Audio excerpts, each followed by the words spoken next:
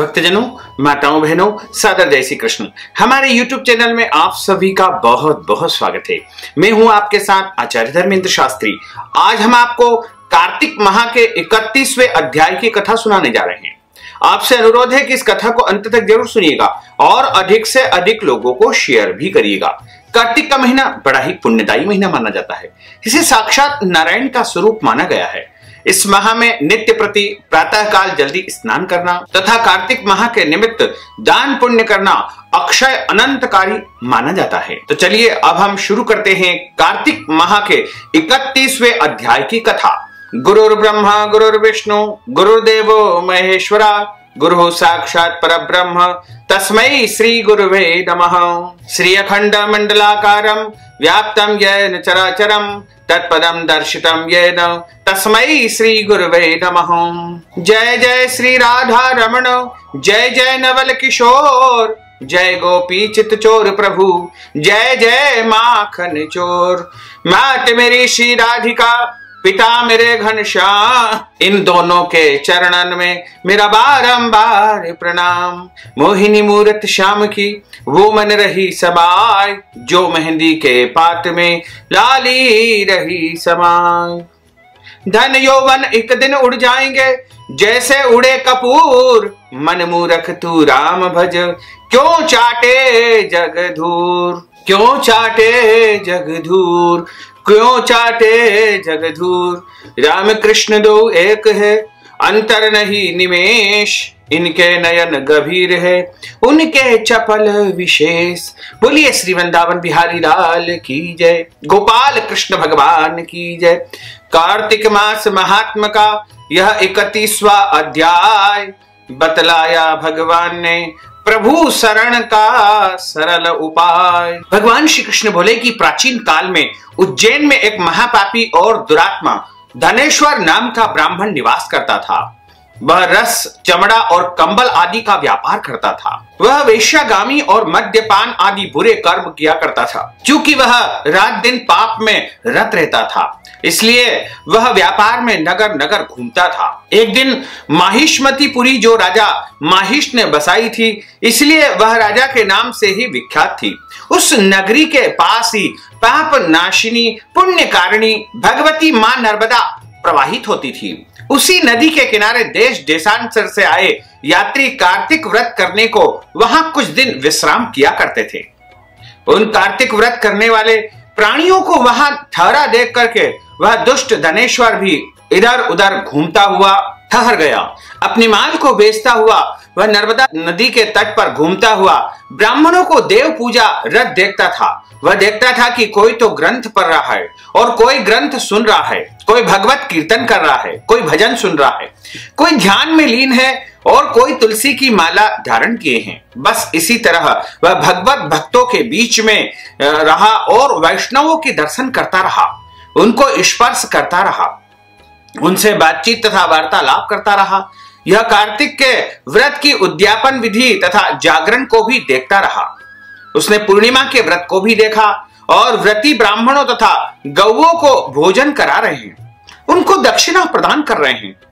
उसने नित्य प्रति भगवान शंकर की प्रसन्नता के लिए होती दीपमाला भी देखी। त्रिपुर नामक राक्षस के तीनों पुर को शंकर जी ने इसी तिथि को जलाया था, इसीलिए शिव जी के भक्त इसी तिथि को दीप उत्सव मनाते हैं, यानी इसको देव दिवाली के रूप में मनाते हैं। जो मनुष्य मुझसे और शंकर जी में अंतर मानता था, उसकी सारी क्रियाएं निष्फल हो जाती है।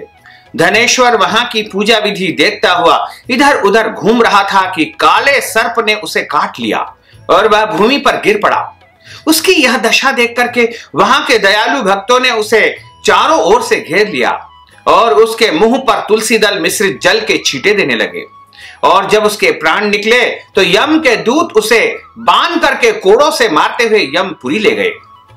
उसे देख करके चित्रगुप्त ने यमराज से कहा, इसने बाल्यकाल से लेकर के आज तक बुरे ही बुरे कर्म किए हैं। इसके जीवन में पुण्य तो लेश मात्र भी नहीं दिखाई देता है। यदि मैं पूरा 1 वर्ष आपको सुनाता रहूं तो इसके पापों की सूची समाप्त नहीं होगी। यह महापापी है, अतः इसको 1 कल्प तक घोर नरक में डालना चाहिए। चित्रगुप्त की बात को सुनकर के यमराज ने बड़े क्रोध में आकर के उसे अपना कालनेमी के समान भयंकर रूप दिखाते हुए अपने अनुचरों को आज्ञा देकर के कहा कि हे प्रेत सेनापतियों, इस दुष्ट को मुद्गरों से मारते हुए कुंभीपाक नरक में डाल दो। सेनापति ने मुद्गरों से उसके सिर फोड़ते हुए कुंभीपाक नरक में ले जाकर के खोलते हुए तेल के कड़ाव में उसे डाल दिया। प्रेत सेनापतियों ने उसे जो ही तेल के कड़ाव में फेंका तो लप लपाती हुई आग अपने आप ठंडी हो गई, जैसे कि प्रहलाद को अग्नि में डालने से वह ठंडी हो गई थी। यह विचित्र घटना देख के प्रेत सेनापतियों ने यमराज के पास जाकर के सब हाल सुनाया।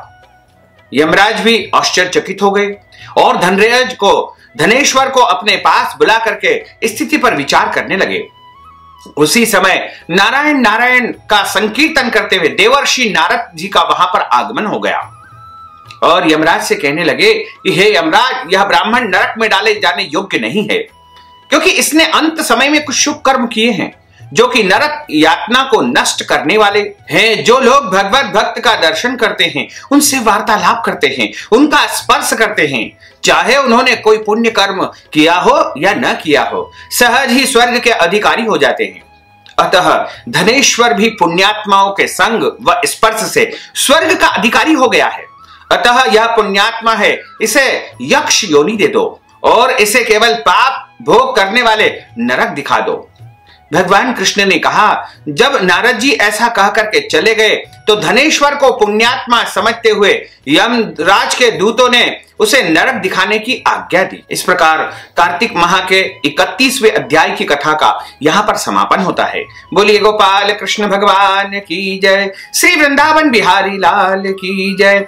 अच्युतम केशवम राम नारायणम कृष्ण दामोदरम वासुदेवम हरे, श्रीधरम माधवम गोपिका वल्लभम, श्री जानकी नायकम श्री रामचंद्रम भजे, जानकी मनोहरम सर्वलोक नायकम, श्री शंकरादि सेवितम पुण्य नाम कीर्तनम, श्री राम राम राम राम राम नाम तायकम, राम कृष्ण वासुदेवा भक्ति मुक्तिदायकम, राम कृष्ण वासुदेवा भक्ति मुक्तिदायकम, राम कृष्ण वासुदेवा भक्ति मुक्तिदायकम। बोलिए श्री लक्ष्मी नारायण भगवान की जय, श्री द्वारकाधीश भगवान की जय, श्री गोवर्धन नाथ भगवान की जय, श्री यमुने महारानी की जय, श्री वल्लभाधीश की जय, श्री गोसाई जी महाराज की जय। धर्म की जय हो, अधर्म का नाश हो, प्राणियों में सद्भावना हो, विश्व का कल्याण हो, सनातन धर्म की जय हो, गौ माता की जय हो, नगर बस्ती की जय हो, आज के आनंद की जय हो, कल के आनंद की जय हो, परसों के आनंद की जय हो, बरसों बरसों के आनंद की जय हो। ओम नमः पार्वती पते, हर हर महादेव हर। भक्तजनों, माताओं बहनों, हमने आपको ज्ञानवर्धक कथा सुनाई है। कथा के निमित्त यदि आप दान दक्षिणा प्रदान करना चाहते हैं या कार्तिक माह के निमित्त वस्त्र दान, गोदान, अन्नदान, फलाहार भोजन या कोई भी दान यदि आप करना चाहते हैं तो उस हेतु नगद राशि आप हमारे पेटीएम के माध्यम से, गूगल पे के माध्यम से, फोन पे के माध्यम से या अकाउंट नंबर के माध्यम से सीधे सीधे पहुंचा करके कार्तिक माह का संपूर्ण पुण्य फल आप प्राप्त कर सकते हैं।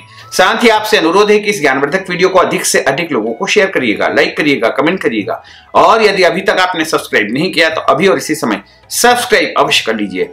आपको और आपके पूरे परिवार को सादर जय श्री कृष्ण, सादर धन्यवाद।